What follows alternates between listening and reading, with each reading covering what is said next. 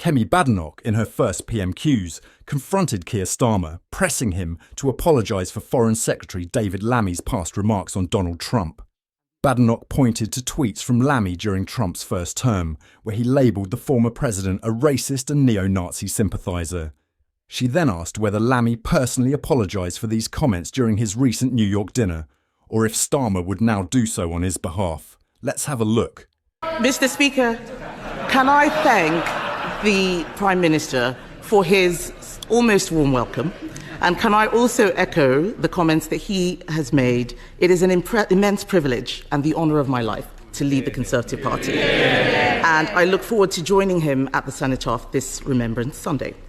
As leader of His Majesty's opposition, I will be taking a different approach to the last opposition by being a constructive opposition. And so I would like to start by congratulating President-elect Trump on his impressive victory this morning.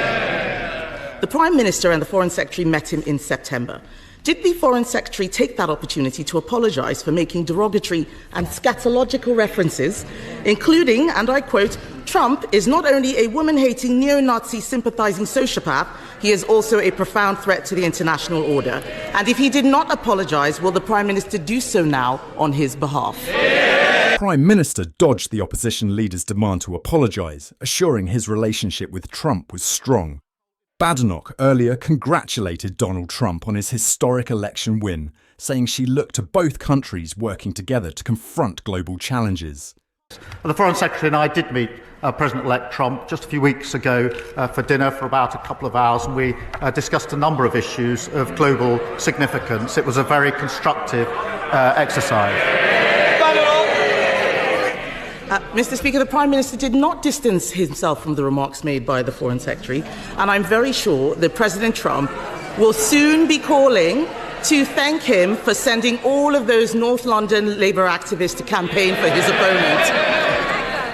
Given that most of his cabinet signed a motion to ban President Trump from addressing Parliament, will the Prime Minister show that he and his government can be more than student politicians by asking you, Mr. Speaker, to extend an invitation to President Trump to address Parliament on his next visit? Labour is divided over the impending presidency, with Prime Minister Sir Keir Starmer's congratulations and celebration of close US ties coming up against comments from former Labour frontbencher Emily Thornberry, who has labelled Trump a racist and a predator.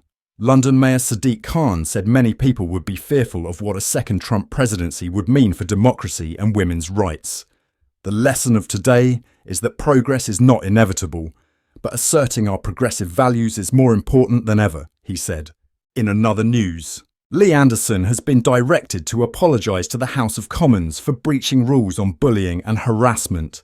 A standards watchdog found that he used offensive language twice towards a security guard after his parliamentary pass didn't work. The Reform UK MP allegedly told the officer, "F off, everyone opens the door to me, you're the only one," when asked to have his pass checked at Westminster's entrance.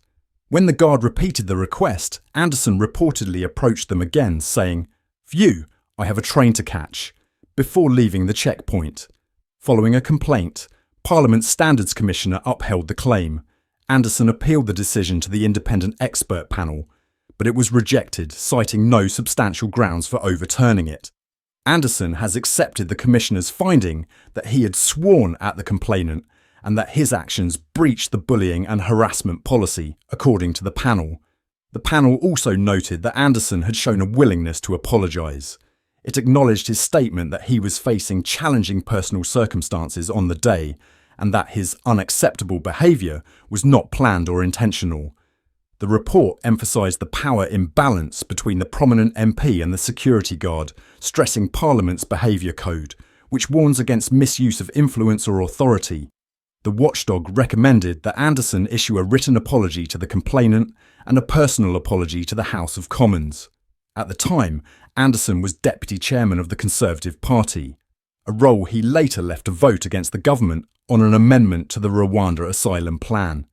He lost the Tory whip in February after refusing to retract his claim that Islamists had got control of London Mayor Sadiq Khan, and he later joined Reform UK, becoming its chief whip in July.